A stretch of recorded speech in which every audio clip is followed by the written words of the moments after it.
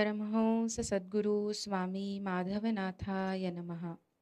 परमहंस सद्गुरु स्वामी मकरंदनाथाय नमः. स्वामीजींच्या 70व्या वर्धापन दिनानिमित्त होणाऱ्या भावसुमने ह्या कार्यक्रमासाठी आज आपण एकत्र जमलो आहोत. कार्यक्रमाची सुरुवात आपण प्रार्थनेने करूया. सद्भक्त आनंद कुलकर्णी प्रार्थना सादर करेल.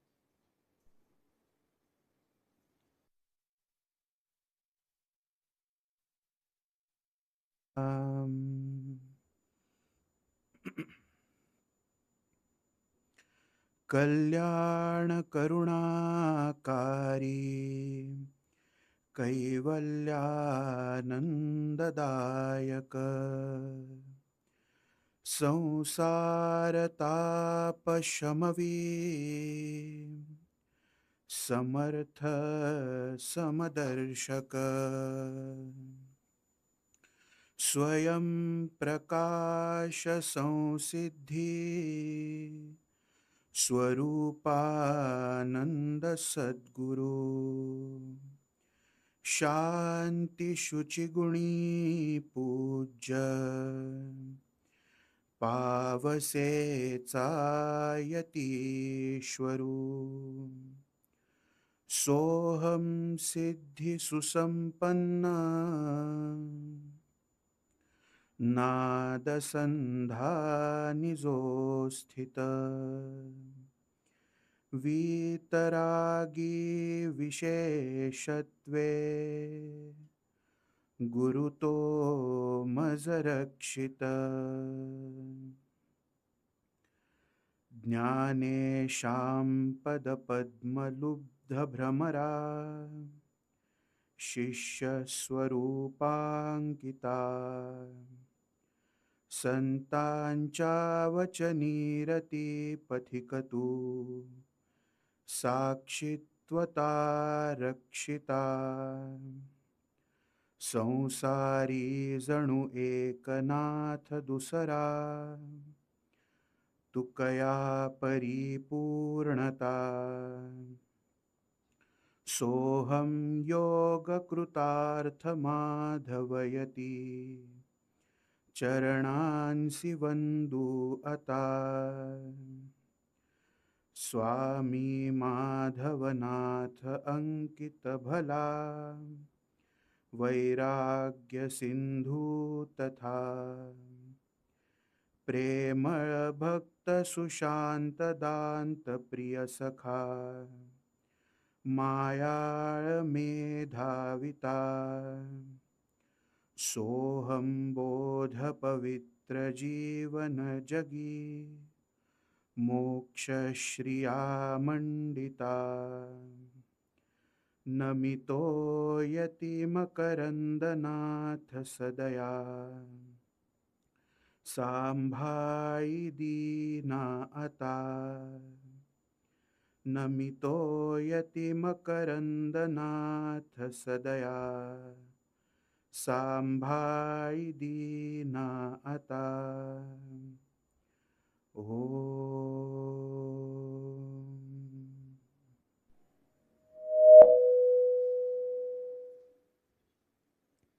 श्रीराम.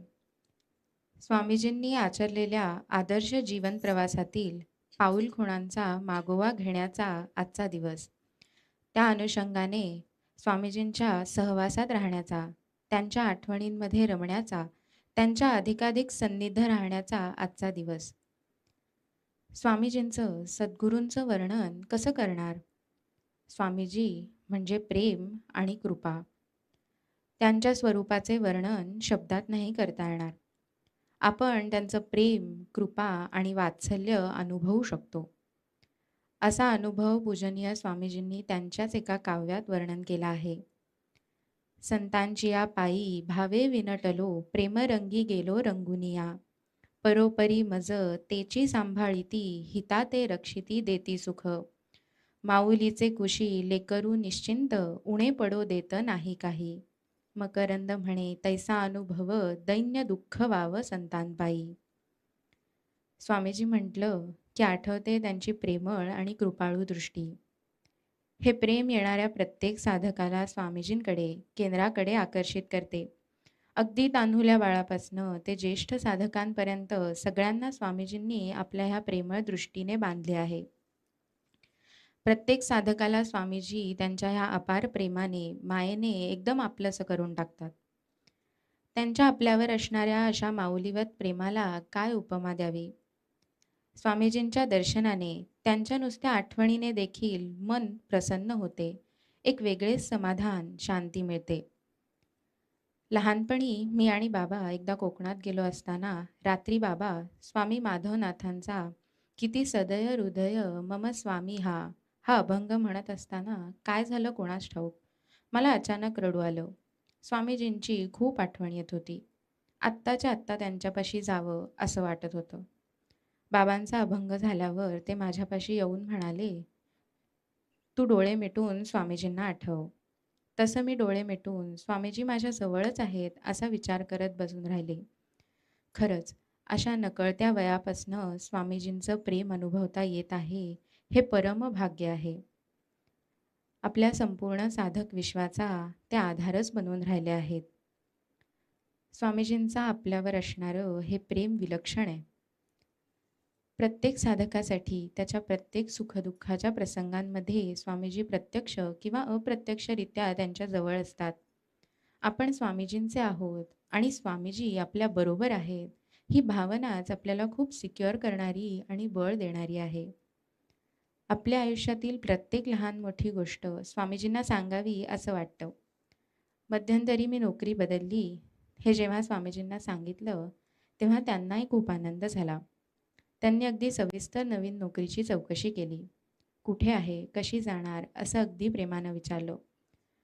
23 फेब्रुवारीला माझं नवीन ठिकाणी जॉइनिंग आहे असं सांगितल्यावर पटकन ते म्हणाले, "अरे वा, 20-21-22 आपला भुगावचा उत्सव झाल्यावर तुला जॉइन व्हायचं आहे, हे बरं झालं."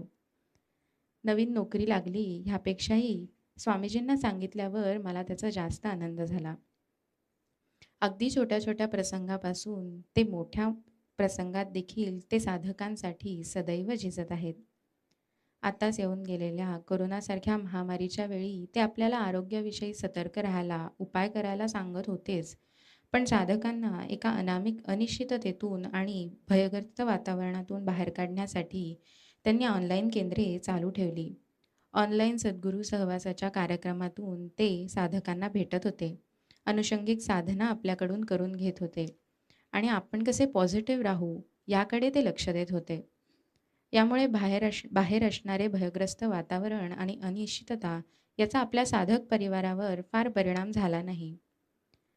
त्यांना आपल्याबद्दल वाटणारी ही तळमळ म्हणजे लेकुराचे हित जाणे माऊलीचे चित्त, ऐसी कळवळ्याची जाती करी लाभाविण प्रीती असंच आहे. त्यांचं हे प्रेम इतकं व्यापक आहे की त्याला भौगोलिक बंधन नाही. जगभरातील अनेक साधकांना हे प्रेम म्हणजे मोठा आधार आहे. आपण सगळेच त्यांना कुटुंब प्रमुख मानतो. त्यांना काही दिवस पाहिलं नाही तर लेकराची होते तशी आपली अवस्था होते. मनाला एक अस्वस्थता ग्रासते. त्यांच्या भेटीची, दर्शनाची ओढ लागते. अशाच ओढीने केंद्रापासून अंतराने लांब साधारण 40 किलोमीटर असणाऱ्या कापूरहोळ या गावातून अगदी नियमित केंद्रात उपस्थित असणारे आणि भूगावच्या शेतीच्या विविध सेवांमध्ये सदैव तत्पर असणारे सद्भक्त सुभाष काका पवार यांचे भावपुष्प आता आपण ऐकणार आहोत. सुभाष काका व्यावसायिक असून त्यांचे कापूरहोळ येथे कापडाचे दुकान आहे.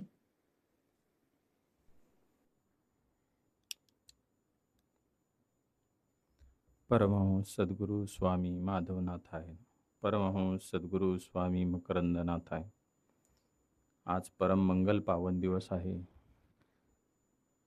आज आपण आपल्या स्वामीजींच्या जन्मदिनाचे औचित्य साधून इथे जमलो आहोत. अजन्मा जन्मासी आला. आपल्या जन्मामुळे आमचे जीवन धन्य झाले. त्यांचा जन्म मुळातच आपल्या उद्धारासाठी झाला. मला भावसुमने प्रकट करण्याची संधी मिळाली हे मी माझे भाग्य समजतो. नवीन दादांचा फोन आला. भावसुमने व्यक्त करायचे आहेत. मी हो म्हणालो आणि लगेच 2-3 दिवसांनी त्यांना सांगितलं की मला जमणार नाही भावसुमने कराय स्वामींबद्दल काय व्यक्त करणार. 2-3 दिवस अवस्था अशी एकदम बिकट झाली. तर त्यांनी मला सांगितलं फोन करून, की "रणांगण छोड़ के क्यों भाग रहे हो?" तर मग मी परत पुन्हा तयारीला लागलो. आपण स्वामीजींच्या गुणांचे काय वर्णन करणार? ते तर गुणांच्या पलीकडे आहेत. त्यांच्या गुणांचे वर्णन करणे म्हणजे आकाशाला गवसणी घालण्यासारखे आहे. सद्गुरू म्हणजे एक व्यक्ती नसून एक दिव्य शक्ती आहेत. अज्ञानाच्या अंधकारातून ज्ञानाचा प्रकाश देणारे दीपस्तंभ आहेत. मी स्वामीजींकडे 1998 साली येऊ लागलो. हाच माझ्या जीवनाचा टर्निंग पॉईंट ठरला. रामनाथ आणि चंद्रकांत मला केंद्रात येण्याचा आग्रह करीत असे. पण या वयात परमार्थ, तरुण वय होतं, कॉलेजला होतो. कसं शक्य आहे असं विचार करून 1-2 वर्ष आलो नाही मी. केंद्रात येण्यापूर्वी सिनेमा पाहणे, दिवस खेळत राहणे, रात्री वरातीच नाचणे, अभ्यास न करणे, आठवड्यातून 2-3 दिवस अगदी घरच्यांचा भरपूर मार खाणे. माझे वागणे खरं तर घरच्यांची काळजी वाढवणारे होते. तशी आमच्या घरची वारकरी परंपरेची 3री पिढी. आमचे आजोबा माळकरी होते, वडील माळकरी होते. माझ्याकडून ते रोज हाणून मारून हरिपाठ आणि देवपूजा करून घ्यायचे. आम्ही दरवर्षी दिवाळीत येणाऱ्या एकादशीला, म्हणजे त्रयोदशीच्या अगोदर जी एकादशी येते, त्याला आमच्या आजोबापासून परंपरा आहे की आळंदीला जातात. माऊलींच्या समाधीला मुक्कामी आम्ही आळंदीला जातो आणि दुसऱ्या दिवशी अभिषेक केला जातो माऊलींना. अभिषेक केल्यानंतर माऊलींना अर्पण केलेला हार तो आमच्या गळ्यात घातला जायचा. माझा असा भाव आहे की तोच हार स्वामीजींच्या रूपाने माझ्या गळ्यात व हृदयात आता कायमचा विराजमान झाला आहे. मी केंद्रात येऊ लागल्यामुळं आता माझ्या घरच्यांची काळजी मिटली होती. माया अपार्टमेंट, अध्यात्मंगलधाम येथे प्रवचनाला येत असे, पण विशेष असं काही प्रवचन समजत नसायचं. कालांतराने समजलं की स्वामीजींच्या घरी गुरुवारचा सत्संग चालतो. मग त्या सत्संगाला मात्र नियमित जावं लागलो. मग गोडी वाढली. स्वामीजींच्या अगदी जवळ बसायला मिळत होतं. त्यांना अगदी मनसोक्त पाहता येत होतं. नियमित त्यांचं दर्शन घेता येत होतं. त्यामुळं गुरुवारचा हा एक नित्यनेमच झाला. मला बाजारपेठेत बी यायला मिळायचं आणि सत्संगी व्हायचं. म्हणजे गुरुवार सकाळी स्वामीजींच्या घरी दुध्या मारुती चौकात तिथं नियमित मी येत असायचो. खेड शॉपूरला स्वामीजी एकदा रामनाथकडे विश्रांतीनिमित्त आले होते. मी स्वामीजींना सहज विनंती केली. म्हणजे ते खरं विश्रांतीसाठी आले होते, पण तरी आग्रह आपला की माझ्या दुकानी कापूर वळला, तुम्ही यावे. स्वामीजी आणि मातोश्री दोघंही आले. दुकानात सर्वीकडे फिरले. चेअरवरती खुर्चीवरती बसले. गल्ल्यात अगदी त्यांनी ही दक्षिणाही टाकल्याच. अजूनही ती नोट मी जपून ठेवली खरं आठवण म्हणून. असंच एकदा वाईला स्वामीजी गेले होते आणि बाळूच्या घरी जायचं म्हणून ते दुकाने आले. अगदी ओमिनी गाडी चालवत होते. स्वामीजी ओमिनी होती स्वामीजींकडं आणि ती ओमिनी रस्त्याच्या दुसऱ्या बाजूला लावून ते चालत आले. त्यावेळेस काय मोबाईल वगैरे नव्हते. चालत आले, मला घेतलं त्यांनी. अगदी त्यांच्या शेजारी मला बसवलं. एक आदरयुक्त भीती वाटत होती, पण दुसरीकडे मात्र आनंद झाला होता त्यांच्या शेजारी बसायला मिळत्या. बाळूचे लग्न स्वामीजींच्या घरी होतं. स्वामीजींनी आणि मातोश्रींनी सर्व लग्नाची तयारी केली होती. काही जबाबदारी माझ्यावरती सोपवली होती. मुलामुलींच्या हार आणायची विसरले हे लक्षात आल्यानंतर तिथं असलेली एक चप्पल घालून मी गेलो. म्हणजे मी बूट घालून गेलतो, त्यामुळं ते मला बूट घालून जायला वेळ होणार होता म्हणून तिथलीच एक चप्पल घातली. ती चप्पल पोखळे काकांची होती. पोखळे काका बिगर चप्पलचे घरी गेले. दुसऱ्या दिवशी दादांनी ती चप्पल त्यांच्या घरी नेऊन दिली. म्हणजे ही घटना मलाही 4-5 वर्षानंतर समजली. मी दादांची आणि स्वामीजींची मनोमनच माफी मागितली. आमच्या गावी शेतीमध्ये तांदूळ पिकतो म्हणून स्वामीजींना वानावळा म्हणून थोडासा पोत्यात भरून दिला आणि कालांतराने केंद्रात निवेदन करण्यात आलं. स्वामीजींच्या घरी पेस्ट कंट्रोल केल्यामुळे गुरुवारचे केंद्र काही दिवस बंद राहील. आमच्या घरी ढेकून झाले होते, ते पोत्याला लागून निश्चित गेले असणार. त्यामुळं हा प्रसंग उद्भवला. म्हणजे मी अशा अशा एक ना अशा एक ना अनेक मी चुका करत होतो. स्वामीजी मात्र त्याच्यावरती पांघरून घालत होते. माझी दोन्ही मुलांची नावे स्वामीजींनी सुचवली. पहिल्या मुलाला मी त्यांच्या घरी घेऊन गेलो. त्यांच्या अगदी मांडीवरती दिलं. स्वामीजींकडून उपरणं मागून घेतलं बाळासाठी. दुसऱ्या मुलाच्या वेळेस मात्र बाळाची क्रिटिकल परिस्थिती होती. बाळ 21 दिवस ICUमध्ये होते. मग स्वामीजींना ते लँडलाईनवरनं मोबाईल केला आणि सांगितलं. स्वामीजींनी त्याही काळात बाळाला आणि आईला सुखरूप त्या प्रसंगातून आम्हाला बाहेर काढलं. योगायोग म्हणजे त्याचा जन्म 22 मेचाच आहे. साधकांची उत्तर साधना वाढावी, साधकाने आनंदी समाधानी असावे, यासाठी स्वामीजी अहोरात्र अपार कष्ट घेत आहेत. पाद्यपूजेनिमित्त स्वामीजी आमच्याकडे आले होते.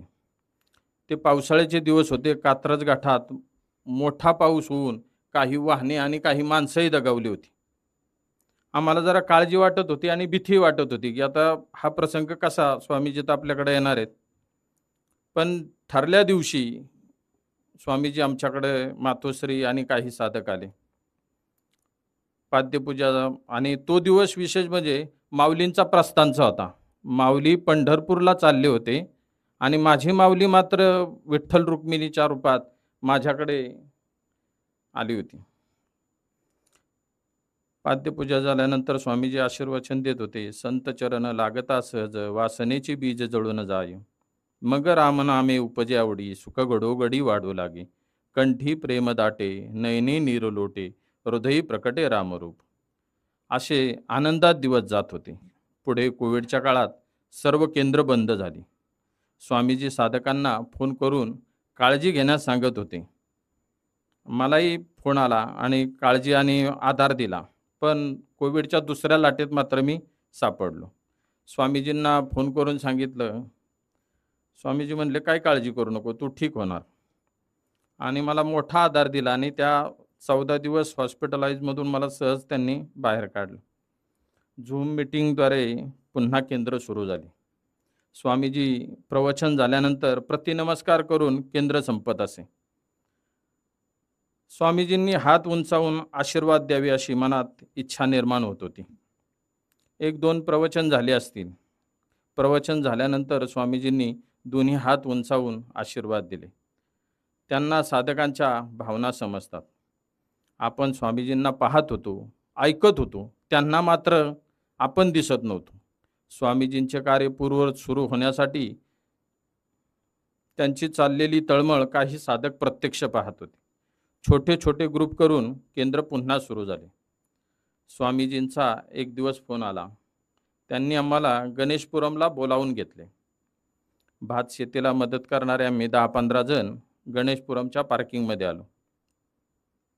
तेव्हा आमच्यावरती फवारणी करून आम्हाला मिथेलिन ब्ल्यू देण्यात आले. वैद्यकीय समितीची चौकट ओलांडून स्वामीजी आमच्यासाठी पार्किंगमध्ये आले. म्हणजे त्यावेळेस तसं परिस्थिती हेच होती. म्हणजे वैद्यकीय समिती स्वामीजींना बी थोडंसं कंपाऊंड असल्यासारखंच होतं. पण तरी स्वामीजी आमच्यासाठी तिथपर्यंत आले आणि आम्हाला त्यांनी अगदी मी कसं मिथेलिन घेतो करून ते दाखवलं स्वामीजींनी आम्हाला. गणेशपुरम ध्यान मंदिरात अन्नदान पहिल्यांदाच होतं हे आम्हाला स्वामीजींनी सांगितलं. म्हणजे इथून मागं कधी झालं नव्हतं. अशा अनेक प्रसंगात स्वामीजी आम्हाला जवळ करत होते व एक एक पाऊल पुढे टाकण्यास शिकवत होते. अयोध्येला जाण्याचा योग आला. स्वामीजींना सांगून जावे म्हणून गाठीभेटीच्या वेळेस नमस्कार करताना मी स्वामीजींना सांगितले, मी अयोध्येला जाणार आहे. स्वामीजींनी माझे दोन्ही हात हातात घट्ट धरले. अयोध्येच्या आणि रामरायाचे वर्णन करू लागले. शरयू नदीचे पाणी डोळ्यास लावण्यास सांगितले. माझा नमस्कार रामरायाला सांग. मी मात्र स्वामीजींच्या रूपात रामरायाचे दर्शन घेत होतो. भुगाव साधक आश्रम येथे लागणीनिमित्त जाण्याचा योग आला. आता 10 महिन्यापूर्वीच जुलै महिन्यात. भात लावून झाल्यानंतर परतीच्या प्रवासात मी गाडी चालवत होतो. भुगाव ते खेड शॉपूरपर्यंत गेलो असेल. खेड शॉपूरच्या ओव्हरफ्लायला मला गाडी चालवता डुकली लागली आणि एका टेम्पोला धडक दिली.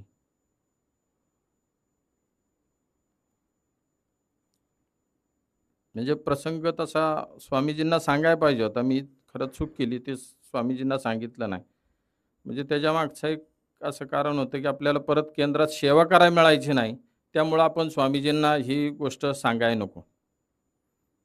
त्यानंतर भुगाव साधक आश्रम येथे झालेल्या शिवमंदिर प्राणप्रतिष्ठा सोहळ्यात मला स्वामीजींनी 6 दिवस सहभागी करून घेतले.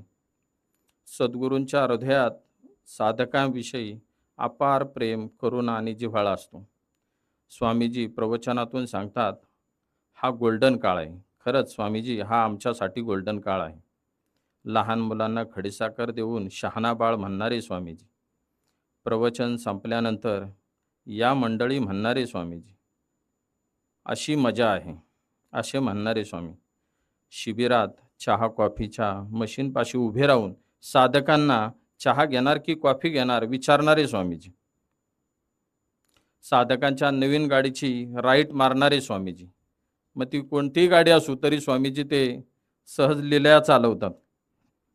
शिवमंदिराच्या शिखरावर चढून जयघोष करणारे स्वामीजी. त्यांचा नित्य मिळणारा सहवास, त्यांच्या समवेत ध्यानाची साधना, 5-6 तास अनुषंगिक साधना, नित्यबोधसुधामधील प्रवचने, गणेश केला क्रीडा मंदिर येथे झालेले ज्ञानेश्वरी पारायण सोहळा, त्यावेळेस ग्रुपवरती पाठवलेल्या अनुषंगिक साधना, हा सर्व साधकांसाठी गोल्डन काळच आहे. तुम्ही ज्या आनंदात आहात तो आनंद आम्हालाही चाखता यावा म्हणून चंदनाप्रमाणे आपण झिजत आहात. आम्ही बिघडलो तुम्ही बिघडाना म्हणणारे स्वामीजी. त्यांच्याच वचनांचा आधार घेत स्वामीजींचे चरण धरावे, जग सारे विसरून जावे, मी ऐसे काही नुरावे, सद्गुरुमय अवघे व्हावे. आदिनाथांपासून स्वामीजींपर्यंत सर्व संतांच्या चरणी प्रार्थना करतो. स्वामीजींना, मातोश्रींना निरामय, निरोगी, उदंड आयुष्य लाभो. हरिओम तस.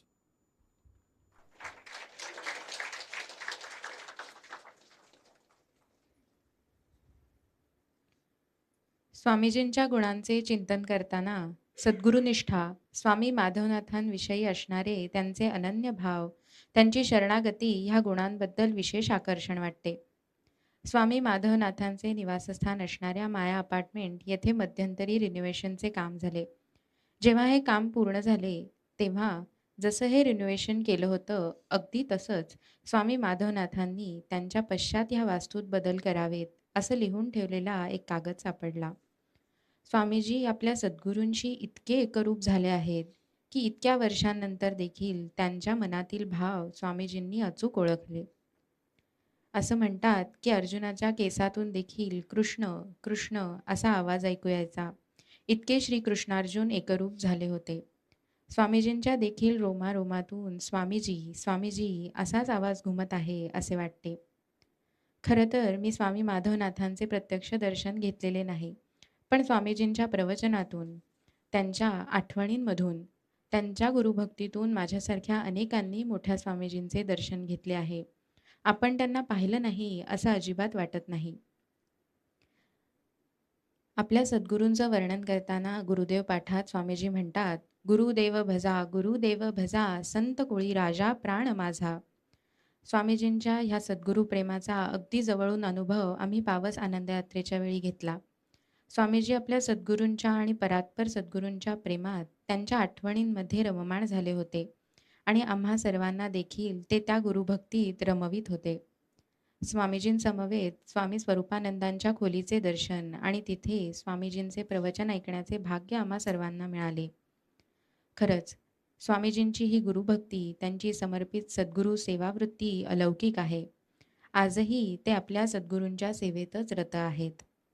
स्वामीजींच्या सद्गुरूंप्रती असणारा हा समर्पित भाव, त्यांच्याप्रती असणारं प्रेम, अनन्य भक्ती आणि सद्गुरू सेवा आपल्या सर्व साधकांसाठी आदर्श आहे. स्वामीजी म्हणतात, सद्गुरूंची प्रत्यक्ष सेवा करणे प्रत्येक साधकाला शक्य नाही. तर स्वामीजींनी दिलेल्या बोधाच्या प्रकाशात असणे ही देखील सद्गुरू सेवाच आहे.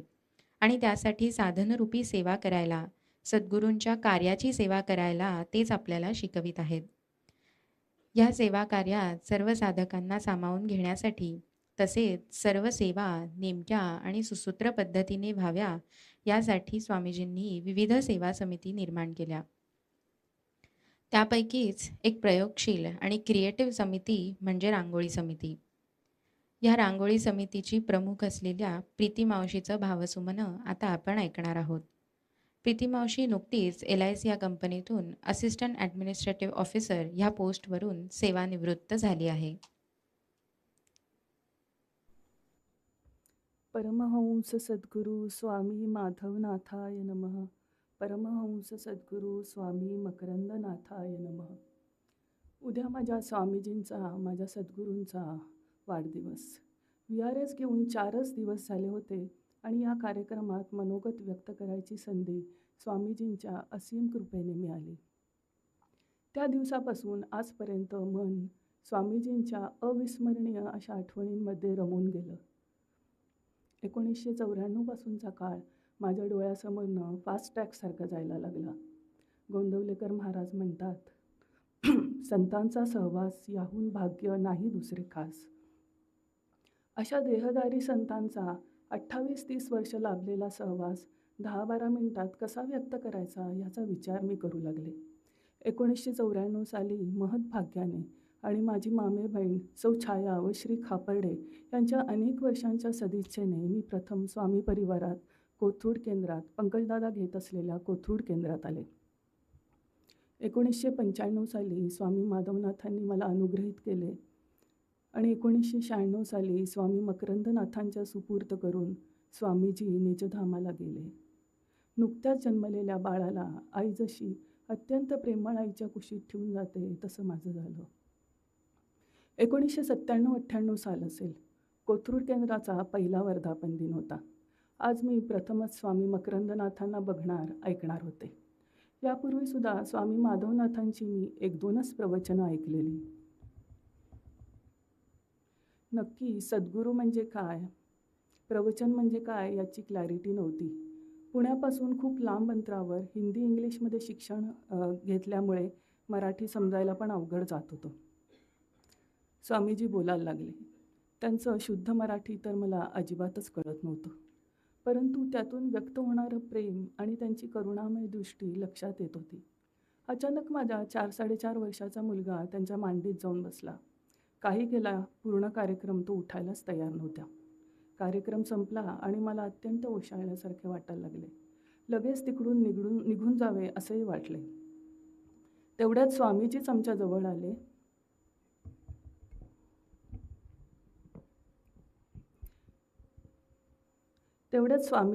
जवळ आले. आमची सर्वांची त्यांनी अत्यंत प्रेमाने चौकशी केली, आम्हाला आशीर्वाद दिले आणि येत जा म्हणाले. त्या प्रसंगानंतर मी केंद्राशी कायमची जोडले गेले. 1996 साली मी मॉडेल कॉलनीत शिफ्ट झाले आणि तिथे अनिरुद्ध दादा आणि सुनील दादा घेत असलेल्या केंद्रात जॉईन झाले. तेव्हा फक्त उपकेंद्रातच कशीबशी उपस्थिती लावणं मला जमत होतं. त्यावेळेला दर 3 महिन्यांनी स्वामीजी उपकेंद्रांमध्ये शनिवारी सकाळी 1 तास ध्यानाच्या केंद्राला यायचे. सुरुवातीला अगदी 10-15 जणांसाठी सुद्धा ते ध्यानाच्या केंद्राला आलेले आहेत. या केंद्रात त्यांचं 10 मिनिटाचं ध्यानानंतर होणारं प्रबोधन माझ्यासारख्या अनेक जणांना, ज्यांना मुख्य केंद्रात येणं शक्य नव्हतं, त्यांच्यासाठी पर्वणीच होती. एका प्रकारे प्रायव्हेट ट्युशनच होती. आम्ही सर्वजण आतुरतेने स्वामीजींच्या 3 महिन्यानंतर होणाऱ्या ध्यानाच्या केंद्राची वाट बघत असू. त्यावेळेला पुण्याच्या विविध भागांमध्ये स्वामीजी सोहम मेळावे घेत. या सोहम मेळाव्यामध्ये ते ध्यानाविषयी सखोल मार्गदर्शन करत आणि सत्संगही घेत. दर 3 महिन्याने होणारं मॉडेल कॉलनीतलं त्यांच्याबरोबरचं ध्यानाचं केंद्र आणि दर 1-1.5 वर्षांनी होणारा मॉडेल कॉलनीतला सोहम मेळावा, एवढाच मी पुढचे 6-7 वर्ष अटेंड करू शकले. आता असं वाटतंय की माझ्यासारख्या तेव्हा नवीन असलेल्या साधकांसाठी स्वामीजी किती कष्ट घेत होते.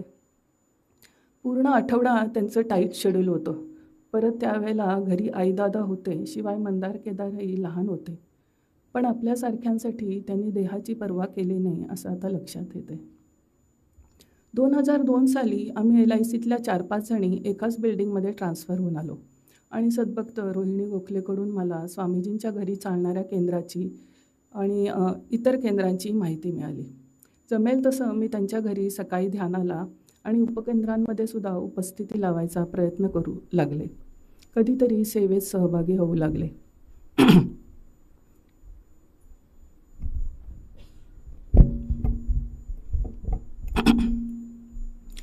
अशीच एकदा स्वामीजींच्या 50व्या वर्धापन दिनी मला नोटांचा हार करायची सेवा मिळाली. हा कार्यक्रम घरगुती होता. मनात खूप वेळेला आलं की कसा दिसला असेल स्वामीजींना हा नोटांचा हार.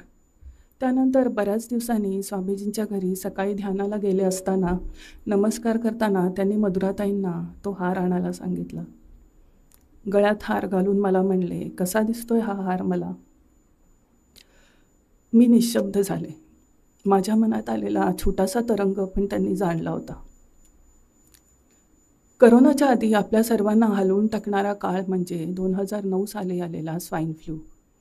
माझ्या मुलाला हर्षवर्धनला देशातला पहिला स्वाईन फ्लू डिटेक्ट झाला. केवळ स्वामीजींच्या कृपेने मला नायडू हॉस्पिटलमध्ये जायचा गायडन्स मिळाला आणि मी तिथे वेळेत पोचले. बघता बघता घरचे सर्वजण तिथे ॲडमिट झालो. स्वामीजींना जेव्हा हे कळलं तेव्हा त्यांचा मला दवाखान्यात फोन आला. तिथल्या व्यवस्थेची त्यांनी डिटेल चौकशी केली आणि आश्वासितही केलं. घरी आल्यावर मात्र बाहेरच्या वातावरणामुळे मी घराबाहेर निघत नव्हते. ऑफिसमधून सुद्धा मला जॉईन व्हायची घाई करू नको असे मेसेजेस मिळत होते. एकूणच खूप तणावाचा असा हा काळ होता. अशातच एका महिन्याने मला स्वामीजींचा सकाळी 8 वाजता फोन आला. मी पूर्ण बरी झाली आहे आणि मला फारसं काही झालंच नव्हतं, तरी मी अजून का केंद्रात येत नाही आहे असं त्यांनी विचारलं. त्यांचा आवाज थोडा कठोर होता. तेव्हा मला आपण त्यांच्याच परिवारातील एक सदस्य आहोत याची जाणीव झाली. त्या संध्याकाळी निशंक मनाने मी अध्यात्म मंगलधामच्या श्रीकृष्ण चरित्राच्या केंद्रापासून परत यायला सुरुवात केली. एक साधक केंद्रात कसा नियमित येईल ही स्वामीजींची तळमळ मला या प्रसंगावरून अनुभवास आली. स्वामीजी आपल्यात सुधारणा करण्यासाठी युक्तीने कसं काम करतात याबाबतचा एक प्रसंग इथे सांगावासा वाटतो. गणेशपुरम नवीन झालं होतं तेव्हा विविध वयोगटाच्या साधकांसाठी स्वामीजी वरती गच्चीवर सुखसंवाद हा कार्यक्रम घ्यायचे. एकदा असंच आमच्या 40 ते 55च्या वयोगटाच्या कार्यक्रमात त्यांनी एका साधक अगदी असा ओपन टॉक असा हा कार्यक्रम असायचा. बोलता बोलता त्यांनी एका साधकाला तो किती वाजता उठतो, त्याची दिनचर्या काय, थोडक्यात ध्यानाला कधी बसतो असा त्यांचा विचारायचा हेतू होता. तो साधक 5:30 वाजता उठतो म्हणाला, ध्यान करून 8:30-9ला ऑफिसला जातो असं त्यांनी सांगितलं.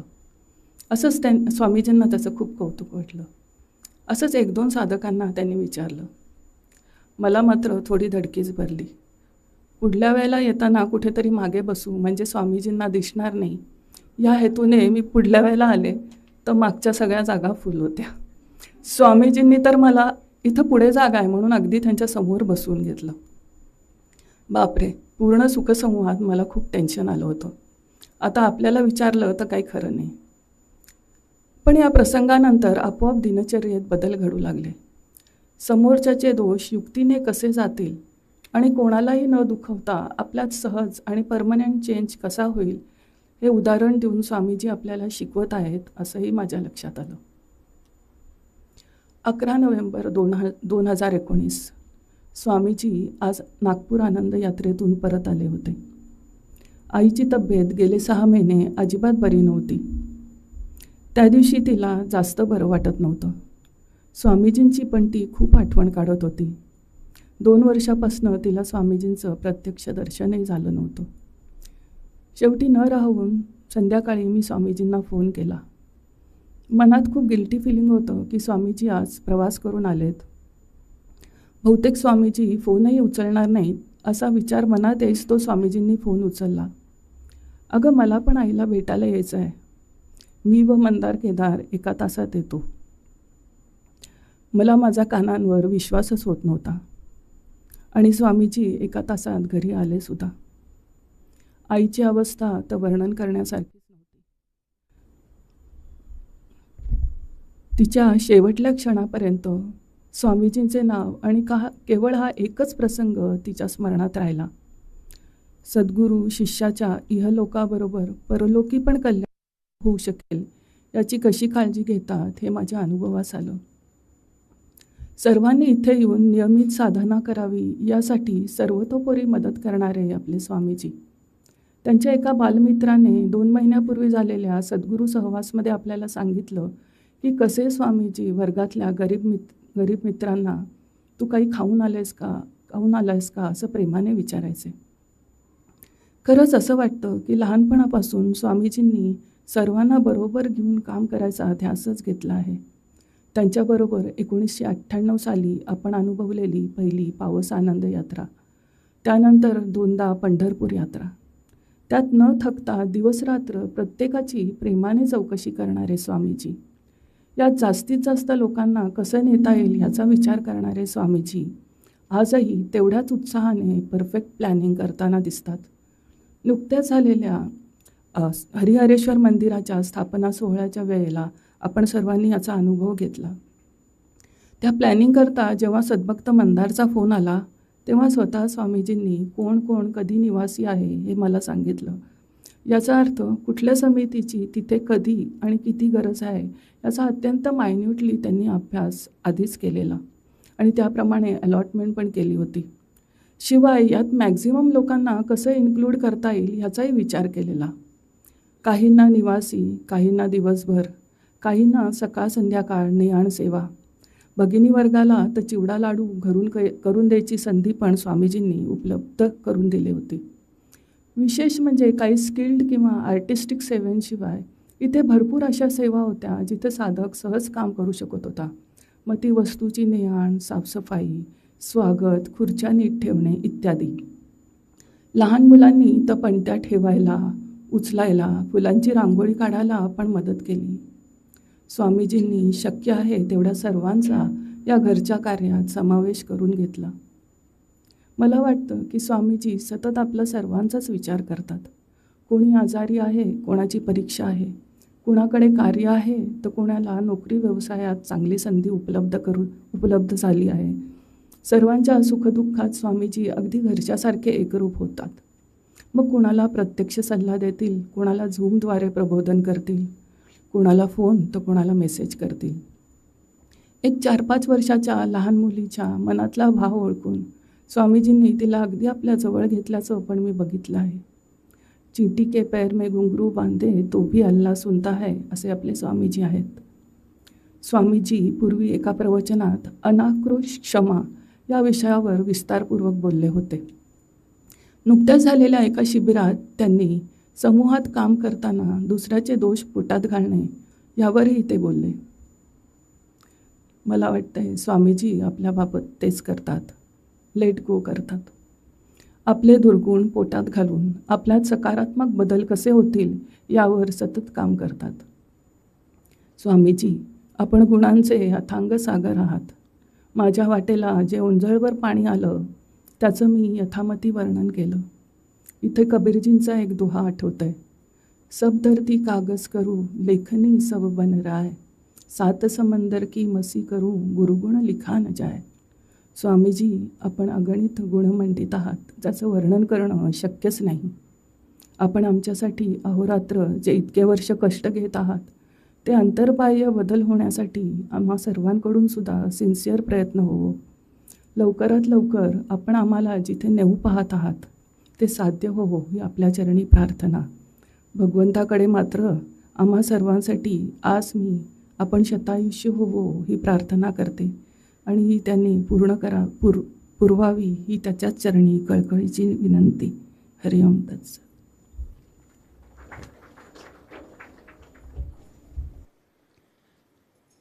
प्रीती मावशीच्या ह्या भावपूर्ण मनोगतानंतर आपण एक अभंग ऐकणार आहोत. अभंग सादर करतील सद्भक्त सौ पूर्वा दाते.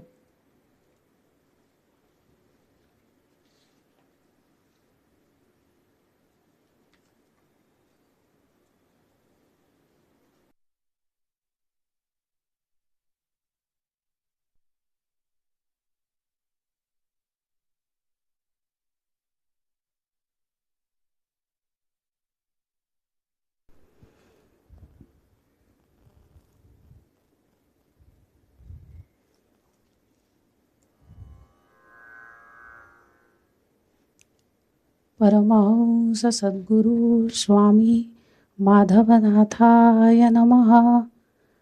परमहंस सद्गुरु स्वामी मकरंदनाथाय नमः.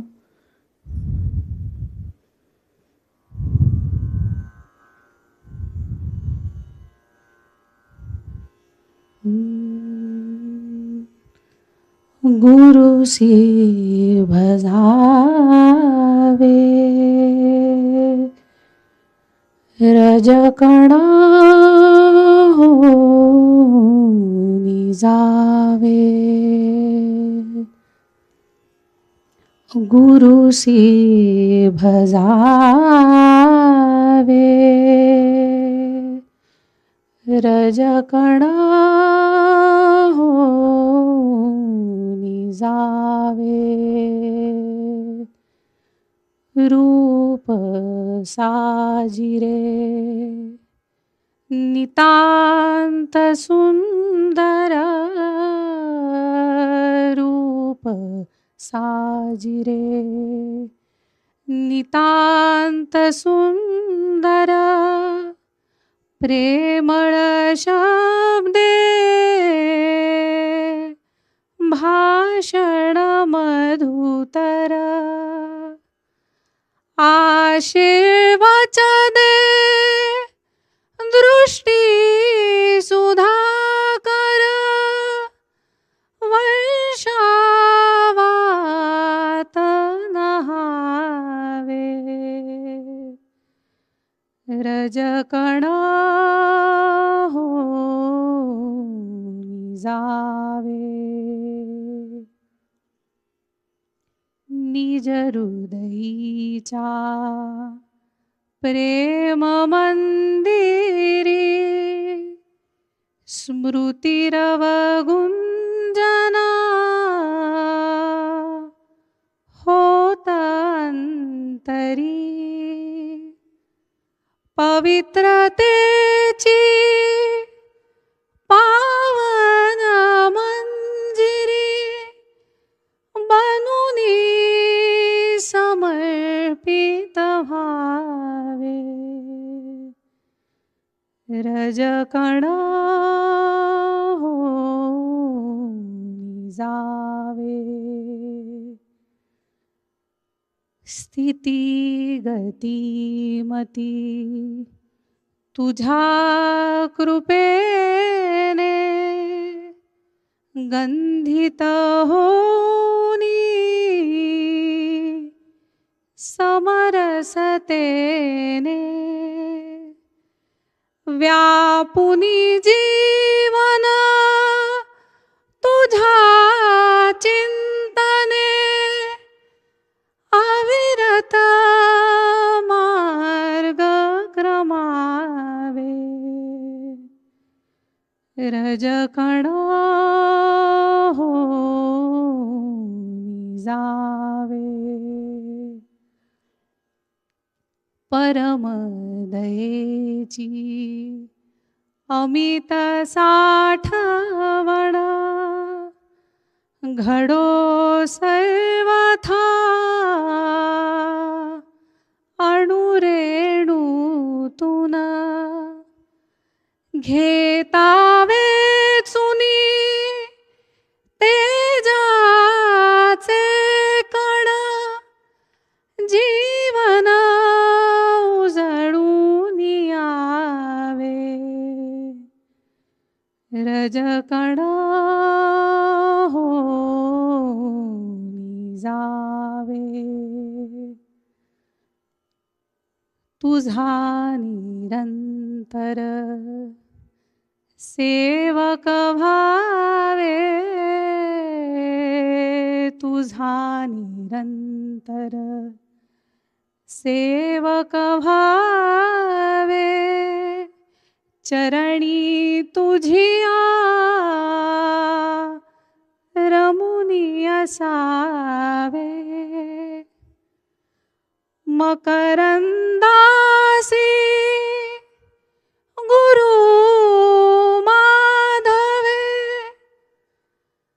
मकरंदासी गुरु माधवे प्रेमे जवळी धरावे रजकण होऊनी जावे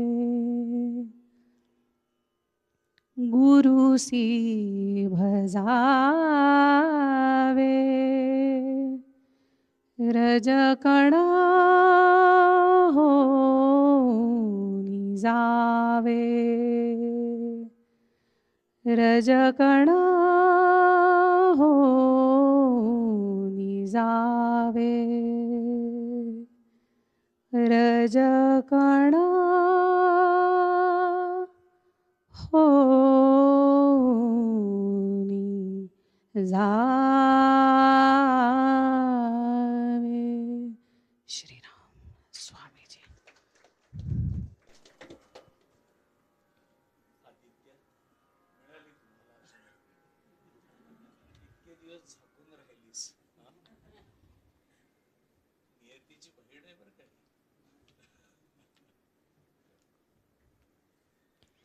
आत्ता प्रीती मावशी म्हणाली तसं भुगावच्या हरिहरेश्वर मंदिराची प्राणप्रतिष्ठा हे आपलं घरचं कार्य असल्यासारखं आपल्या सगळ्यांना वाटलं. स्वामीजींनी सगळ्यांना ह्यामध्ये सामावून घेतलं. मलाही या कार्यात छोटीशी सेवा करण्याची संधी मिळाली. सोहळ्याच्या पहिल्या दिवशी स्वामीजी वर मंदिराकडे जाताना त्यांच्यावर पुष्पवृष्टी करण्यासाठी सर्वजण थांबले होते. सगळेजण स्वामीजींना पाहण्यासाठी उत्सुक होते. मी आणि आई त्या दिवशी स्वागत सेवेमध्ये होतो. शंखनादाच्या आवाजात स्वामीजी येत होते. सर्वजण त्यांच्यावर पुष्पवृष्टी करत होते. गोपीकाकांनी त्यांना गंध आणि अत्तर लावलं. गंधावर आईने स्वामीजींना कुंकू लावलं. माझ्या हातात 2-3 गोष्टी होत्या, त्यामुळे मला फुलं उधळता येत नव्हती. तर स्वामीजी मला बघून माझ्यापाशी आले आणि त्यांनी विचारलं, काय आहे बघू तुझ्याकडे? मग माझ्या हातातल्या गुलाबदाणीकडे बघून म्हणाले, हां, हे उडव तू. असं मला त्यांच्या प्रत्यक्ष सेवेचं भाग्य मिळालं. खरं तर त्या गडबडीच्या वेळी त्यांना बघता येणं, त्यांचं दर्शन घेणं हीच मोठ्या आनंदाची बाब आणि त्यातून त्यांनीच अशी सेवा करून घेतल्यामुळे मला खूपच आनंद झाला. एवढ्या मोठ्या प्रसंगी त्यांनी माझ्यासारख्या छोट्या जीवाचे भाव जपले. परमार्थाच्या मार्गावर ते आपल्याला अगदी पोट धरून चालवत आहेत. स्वामीजींशिवाय आपण कसे राहिलो असतो ह्याची आज कल्पना देखील करवत नाही. आत्ताच्या कन्फ्युजिंग, इन्फ्लुएन्सिंग आणि डिस्ट्रॅक्टिंग जगात माझा तर काही टिकाव लागला नसता. स्वामीजींमुळे, केंद्राच्या संस्कारांमुळे व्यावहारिक जगण्यात अनेक प्रश्न सॉल्व्ह होतात. हल्लीच्या मिक्स कल्चरमुळे चुकीच्या गोष्टी चांगल्या आणि मॉडर्न आणि चांगल्या गोष्टी म्हणजे बॅकवर्ड किंवा कमी असणं असं उलटं गणित सगळीकडे आहे. त्यात आपल्यासारखे अनेक जणं पेअर प्रेशरमुळे वाहत जातात. अशावेळी धैर्यानं आपल्या मतांवर ठाम राहून वागता येतं ते केवळ स्वामीजींमुळेच. स्वामीजी आपल्याला फक्त परमार्थ शिकवत नाही आहेत, तर आपल्या आयुष्यात परमार्थ कसा रुजवायचा हे देखील शिकवत आहेत. त्यासाठी त्यांचे जीवन आपल्यासमोर आदर्श म्हणून आहे. यापुढील भावपुष्प सादर करतील अविनाश काका राहुरकर. अविनाश काका कन्सल्टिंग इंजिनियर म्हणून कार्यरत आहेत. आपल्या केंद्राच्या अनेक सेवांमध्ये ते अगदी हार्दिकतेने सहभागी असतात. विशेषतः एव्ही समितीचे ते आधारस्तंभ आहेत.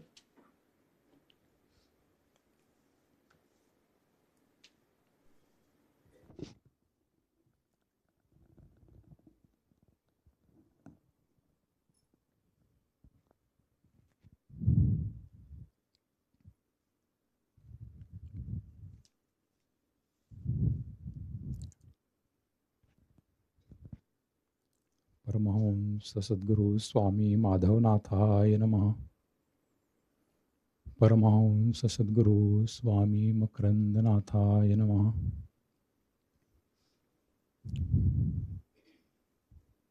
खरं तर वेळ संपायला आलेली आहे, पण मी तरी थोडक्यात भावसुमन प्रकट करतो.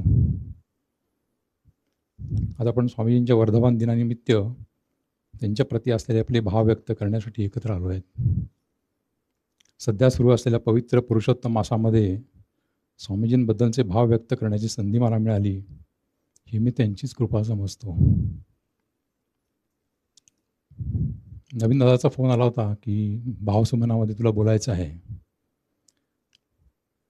तर खरं मनातील भाव शब्दात मांडणे हे माझ्यासाठी जरा अवघडच होते, कारण ते काय माझ्या प्रकृतीत नाही आहे. पण ही सुद्धा एक सेवा आहे असं समजून मी इथे माझे भाव व्यक्त करत आहे.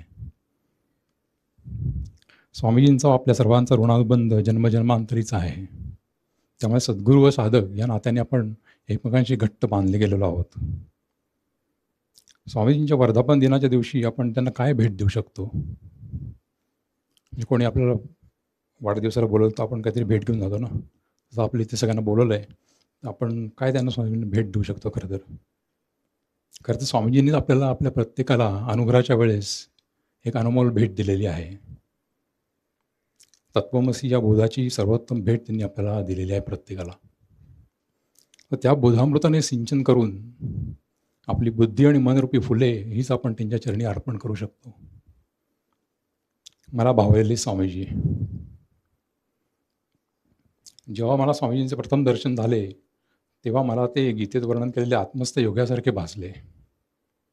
नंतर जशी स्वामीजींची समीपता वाढत गेली तसतसे त्यांचे इतर गुणही मला भावू लागले.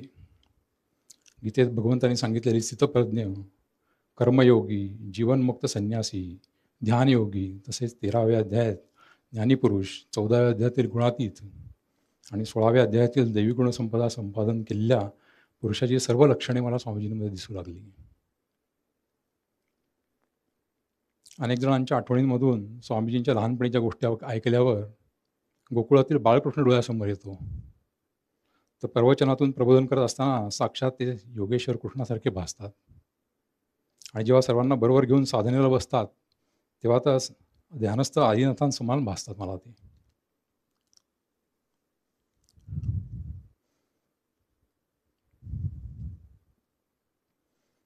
स्वामीजी भावाचा अथांग सागर आहेत. त्यांचे स्वामी माधवनाथांप्रतीचे भाव तर सर्वांना माहीतच आहेत. गुरुपूजना वेळेचे सर्व साधकांचे नमस्कार स्वीकारून शेवटी ते आपल्या सद्गुरूंच्या चरणावर वाहून मोकळे होतात. तसेच केंद्रानंतरच्या नमस्काराच्या वेळी स्वामीजी आबालवृद्धांचे भाव सांभाळत असताना आपण अनेक वेळा बघितले आहे. लहान मुले खडीसाखरेसाठी उड्या मारत येतात. युवा साधक त्यांच्या शिक्षण, नोकरी, लग्नासंबंधीच्या समस्या घेऊन येतात. तर गृहस्थ साधक आपल्या संसारी कामांना घेऊन येतात. ज्येष्ठ साधक त्यांच्या आरोग्यविषयक समस्या घेऊन येत असतील. स्वामीजी सर्व साधकांना त्यांच्या पातळीवर जाऊन समजून घेऊन उपदेश करत असतात. पण स्वामीजींचे खरे भाव त्या साधकांसाठी व्यक्त होतात जे स्वतःच्या साधनेसंबंधी काही समस्या किंवा साधनेतील प्रगती त्यांना सांगतात त्यावेळेस. भाव जपण्यावर माझा एक अनुभव सांगतो. मी नवीन गाडी घेतली तेव्हा ती स्वामीजींनी बघावी, चालवावी असं मला खूप वाटलं. म्हणून मी सकाळच्या केंद्रानंतर स्वामीजींना तशी विनंती केली. तेव्हा स्वामीजी केंद्रानंतर खाली आले. त्यांनी गाडी बघितली, इथे थोडीशी या गल्लीमध्ये चालवून पण बघितली, छान आहे म्हणाले आणि लगेचच घाईघाईत वरती घरी गेले. मला नंतर कळाले की त्या दिवशी स्वामीजींच्या आईची तब्येत बरी नव्हती. सकाळपासून ते त्या चिंतेमध्ये होते. त्यांच्या तशा मानसिक अवस्थेतही त्यांनी माझा भाव मात्र जपला होता.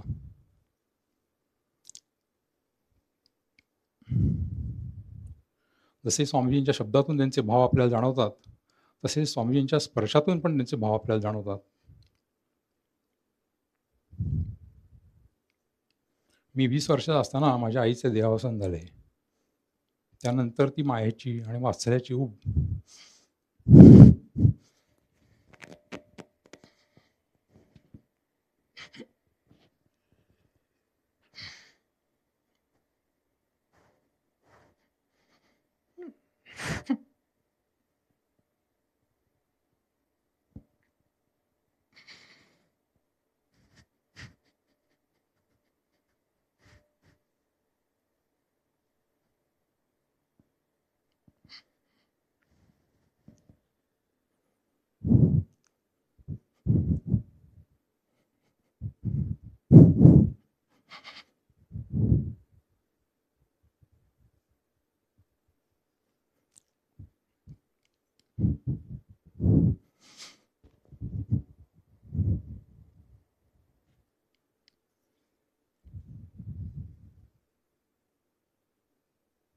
ती मायेची व वात्सल्याची ऊब मला जवळजवळ 20 वर्षांनी परत जाणवली.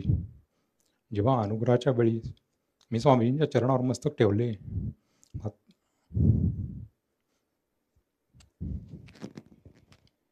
अत्यंत कृपाळूपणे डोक्यावरून, पाठीवरून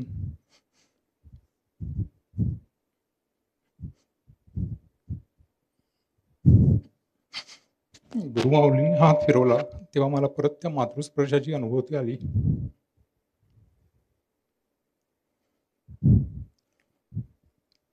करोनाच्या काळात आपल्या सर्व साधक वर्गांचे स्वामीजी एक गंभीर आधारस्तंभ होते.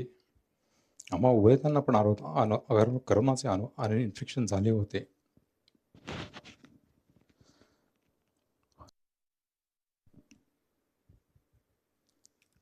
त्याचे गंभीर परिणाम आमच्या शरीरावर झाले होते.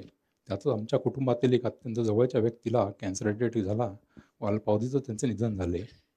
त्या सर्व ट्रीटमेंट दरम्यान आम्ही त्यांच्या खूप जवळ असल्यामुळे त्या सगळ्याचा एक भावनिक परिणाम आमच्या मनावर झाला होता. त्यावेळी स्वामीजींनीच आम्हाला अत्यंत प्रेमाने व वडिलकीच्या नात्याने प्रबोधन करून त्या प्रसंगातून बाहेर काढले. प्रेमभाव हा स्वामीजींचा स्थायी स्वभावच आहे. तसेच साक्षीत्व, स्मरण, अंतर्मुखता, शरणागती हे सर्व मध्यवर्ती संकल्प त्यांच्या अंतरंगातून आले आहेत असेच वाटते. सर्व साधकांच्या सुखदुःखात त्यांच्याबरोबर राहूनही स्वामीजी मात्र सदैव साक्षीभावात असतात असे वाटते. केंद्राच्या किंवा इतर कुठल्याही कार्यात बहिर्मुख दिसणारे स्वामीजी प्रत्यक्षात मात्र अत्यंत अंतर्मुख दिसतात. प्रवचनात, सत्संगात, सद्गुरू सहवासात, शिबिरात कुठेही स्वामीजींच्या बोलण्यात कायम स्वामी माधवनाथांचा उल्लेख असतो. ते अखंड त्यांच्या स्मरणात असल्याचे जाणवते. तसेच सर्व पूर्वसुरींबद्दल व सांप्रदायिक कार्याबद्दल स्वामीजींची शरणागती व निष्ठा सर्वश्रुत आहेच. साधकांकडून अपेक्षित असे जीवन स्वामीजी स्वतः जगून दाखवत आहेत. His life is just like an open book, we can just refer whenever we want it. तेव्हा आपण मनापासून म्हटले पाहिजे की चालतील सद्गुरू त्यामे पंथे जाईन, उमटतील पावले त्यामे धुळीत नाहीन. मला भावलेली अजून एक गोष्ट म्हणजे स्वामी माधवनाथ वल्लभमतो वैराग्य रत्नाकरम, मगाशी प्रार्थनेमध्ये आनंद म्हणला त्याच्यात आलेले स्वामीजींचे वर्णन. त्याचा आशय असा आहे की सद्गुरूंचे अत्यंत प्रिय तसेच वैराग्यरूपी रत्नांचा खजिना असलेले जे प्रेमळ भक्त आहेत, अत्यंत शांत आहेत, इंद्रिय संयमी आहेत, जे मैत्र स्वभावाचे आहेत, हितचिंतक आहेत, तसेच उत्तुंग बुद्धीचे आणि आपुलकीने वागणारे आहेत. सोहम बोधाच्या ज्ञानाने पवित्र, पूर्ण आणि अखंड अशा तुरीय अवस्था प्राप्त झालेले सद्गुरू माझे सदैव रक्षण करो. किती तंतोतंत वर्णन आहे ना आपल्या सद्गुरूंचं. माझ्या बाबतीत घडलेल्या काही प्रसंगातून मला हे नक्की जाणवते की स्वामीजीच माझे रक्षण करते आहेत. आपल्या सर्वांचा असा पण अनुभव आहे की बऱ्याच वेळा आपल्या मनात आलेले प्रश्न किंवा आपले भाव आपोआप स्वामीजींपर्यंत पोहोचत असतात. कधीकधी आपण एखादा प्रश्न घेऊन मनात इथे येतो आणि त्यावेळेस अगदी अचूक त्याच प्रश्नाचे उत्तर स्वामीजी सत्संगात देतात. आपल्या मनातून ट्रान्समिट होणाऱ्या विचारांच्या व्यवस्थेत अगदी सूक्ष्मपणे पिकअप करतात असे वाटते. अगदी नुकताच माझ्या बाबतीत घडलेला एक प्रसंग सांगतो. मध्यंतरी पावसला गेलो होतो. तिथे गेल्यावर आम्हाला देसाईंकडून कळाले की स्वामीजी पण तिथे येणार आहेत संध्याकाळी आणि 2 दिवस राहणार पण आहेत. तर आम्हाला सगळ्यांना खूप आनंद झाला की इथे पाऊसमध्ये पण स्वामीजींच्या बरोबर आपल्याला साधना वगैरे करता येईल. पण पुणे प्रवास थोडासा लांबल्यामुळे स्वामीजींना यायला तिथे उशीर झाला. त्यामुळे त्यांनी संध्याकाळी विश्रांती घेण्याचे ठरवले आणि त्या दिवशी संध्याकाळी कुठलाच कार्यक्रम नव्हता. त्यामुळे आमची जरा थोडीशी निराशाच झाली. पण संध्याकाळच्या आरतीच्या वेळेस मात्र आम्हाला स्वामीजींचं दर्शन झालं. अगदी समाधीच्या इथेच स्वामींचं दर्शन झालं आणि महत्त्वाची मधुराताईंनी पण आमची खूप प्रेमाने चौकशी केली. सर्व साधकांच्या बरोबर आम्हाला जेवायला येण्याचाही आग्रह केला. दुसऱ्या दिवशी सकाळी पुण्याला परत निघण्यापूर्वी आम्ही समाधी मंदिरात ध्यानाला गेलो. मी खाली गुंफेमध्ये जाऊन ध्यानाला बसलो होतो. ध्यान विसर्जित झाल्यावर समोर स्वामी स्वरूपानंदांना नमस्कार केला आणि शेजारी पाहतो तर काय, साक्षात स्वामीजी माझ्या शेजारी ध्यानाला बसले होते. समोर स्वामी स्वरूपानंद आणि शेजारी स्वामी मकरंदनाथ. अशा वेळेला आपण काय करावं हे मला काही कळेना. मी तसाच परत थोड्या ध्यानाला बसलो. त्यावेळेस मला ध्यानात किती आनंद मिळाला हे शब्दात काही सांगता येणार नाही. आमच्यासोबत ध्यानाला बसून आम्हा सर्वांच्या मनातील इच्छा स्वामीजींनी अशी पूर्ण केली. जैसा कल्पवृक्ष अंगणी तैसा गुरुराज कृपाळुजनी, इच्छित फल दे त्वरित मणी भक्तांसी. त्यामुळे आमची पावसाची ट्रीप हा एक आनंद यात्रेमध्ये परिवर्तित झाली. अशा आपल्या प्राणप्रिय स्वामीजींना आणि त्यांच्या अर्धांगिनी मातोश्री मधुराताईंना निरामय दीर्घ आयुष्य लाभो अशी मी भगवंताच्या व स्वामी माधवनाथांच्या चरणी प्रार्थना करतो. एका भावगीताच्या 4 ओळींनी शेवट करून माझी ही अल्पसेवा मी स्वामीजींच्या चरणी अर्पण करतो. होऊन गेलो स्वामी तुमचे, शतजन्मांचे संचिता मोचे. होऊन गेलो स्वामी तुमचे, शतजन्मांचे संचिता मोचे. साधन झालो तव कार्याचे, शतजन्मांचे संचिता मोचे. अमृता परी बोल बरसले, मन बुद्धीला स्पर्श न गेले. सार्थक झाले सार्थक झाले या जगण्याचे, शतजन्मांचे संचिता मोचे, शतजन्मांचे संचिता मोचे. हरि ओम.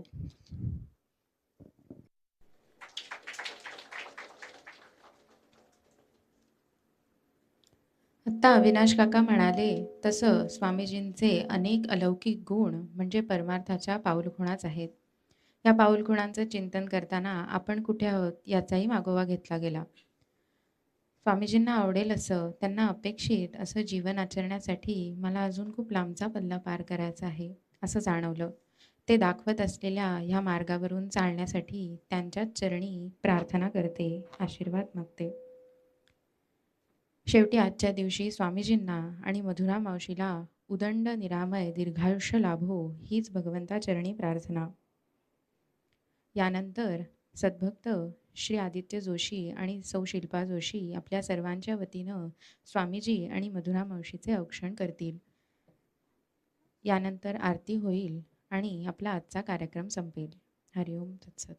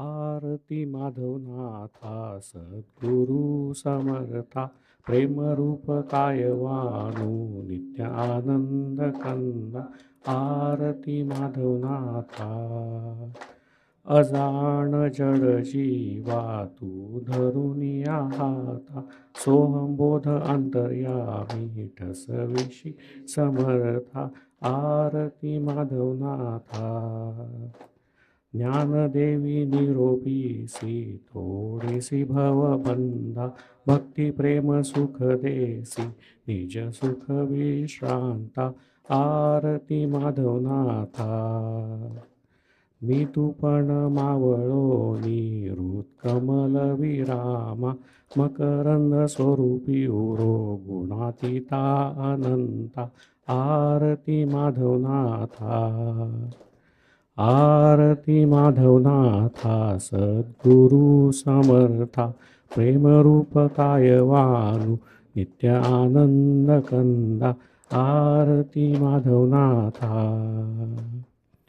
ओवाळू आरती स्वामी मकरंदनाथा स्वामी मकरंदनाथा भावेन मुनी पदकमलावरी ठेवियला माथा ज्ञानदेवीच्या पवित्र रंगी रंगुनी परमार्था स्वामी तू रंगुनी परमार्था प्रपंच साधुनी भक्ती प्रेमे सानंदे रमता ओवाळू आरती स्वामी मकरंदनाथा स्वामी मकरंदनाथा भावेन मुनी पदकमलावरी ठेवियला माथा सोहम हंसारूढ राहुनी शांतविसी आता स्वामी तू शांतविसी आता नाथपंथीची पूर्ण दाविसी उन्मनी सुख बघता ओवाळू आरती स्वामी मकरंदनाथा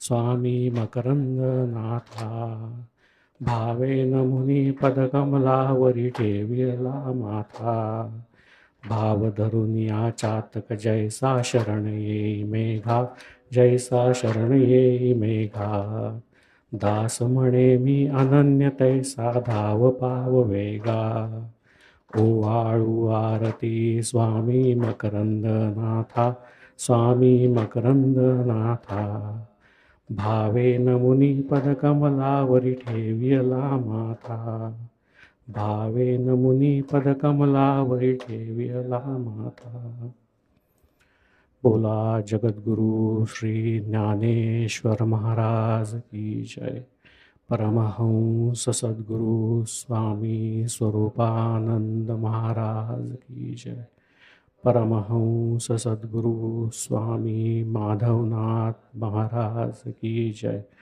परमहंस सद्गुरु स्वामी मकरंदनाथ महाराज की जय सब संतन की जय जय जय रघुवीर समर्थ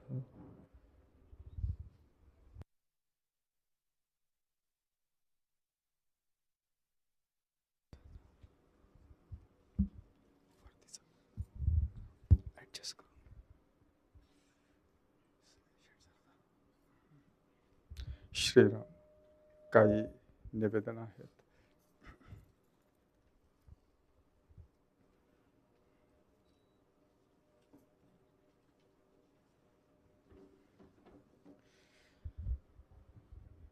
येत्या शनिवारी गणेशपुरम येथे सद्गुरू सहवास हा कार्यक्रम सकाळी 10 ते 11:30 ह्या वेळात होणार आहे. आपण सर्वांना या कार्यक्रमाचं सस्नेह निमंत्रण. गेले 2 दिवस आपण मंगळवारी आणि गुरुवारी परमपूजनीय स्वामीजींच्या वाढदिवसाच्या निमित्ताने त्यांच्या चरित्रामधील विविध पैलू आपल्याला ऐकायला मिळाले. बालगंधर्व रंगमंदिर येथे हा जन्मदिन उत्सव आपण मोठ्या उत्साहाने साजरा करणार आहोत. या कार्यक्रमात देखील आपल्याला परमपूजनीय स्वामीजींच्या व्यक्तिमत्वातील आणि त्यांच्या चरित्रातील विविध पैलूंचं दर्शन घडणार आहे. आपण सर्वजण या कार्यक्रमाला येणार आहोतच, पण आपल्याबरोबर या कार्यक्रमास आपल्या परिचित परमार्थप्रेमी अशा एखाद्या व्यक्तीस आपण या कार्यक्रमाचा जरूर निरोप देऊया. बालगंधर्व रंगमंदिर येथे हा कार्यक्रम सकाळी 8:30ला सुरू होणार आहे. सकाळी 8:30 ते 11 तेथे होणारा पुढील कार्यक्रम लक्षात घेऊन आपण हा वेळेत बदल केलेला आहे. एरवी आपले कार्यक्रम सकाळी 9ला सुरू होतात, मात्र ह्यावेळी ठीक सकाळी 8:30 वाजता हा कार्यक्रम सुरू होणार आहे. आपणा सर्वांना या कार्यक्रमाचं परत एकदा सस्नेह निमंत्रण. गुरुपूजन यंदाच्या वर्षी 11 जुलै ते 29 जुलै असं 9 दिवस होणार आहे. त्याचं सविस्तर निवेदन झालेलं आहे. तसंच आपल्या व्हॉट्सॲप ग्रुपवर देखील ज्या साधकांना याच्यात सेवा करायची आहे तो फॉर्म देखील आलेला आहे. 28 मे हा फॉर्म भरण्याचा शेवटचा दिवस आहे. त्याप्रमाणे आपल्याला कुठल्या दिवशी सेवा करायला जमणार आहे ते लक्षात घेऊन आपण हा फॉर्म 28 मेच्या आत भरावा ही नम्र विनंती. परमपूजनीय स्वामींच्या वाढदिवसाच्या निमित्ताने आपण नमस्कार करायचा आहे. ज्या साधकांनी मागच्या रविवारी आणि मंगळवारी नमस्कार केलेले आहेत त्यांनी आज मनोमन नमस्कार करायचा आहे. ज्या साधकांचा नमस्कार करायचा राहिलेला आहे आणि आज करायचा आहे त्या साधकांनी परमपूजनीय स्वामीजींना शांतपणे रांगेतून नमस्कार करावा. निवेदनं संपली.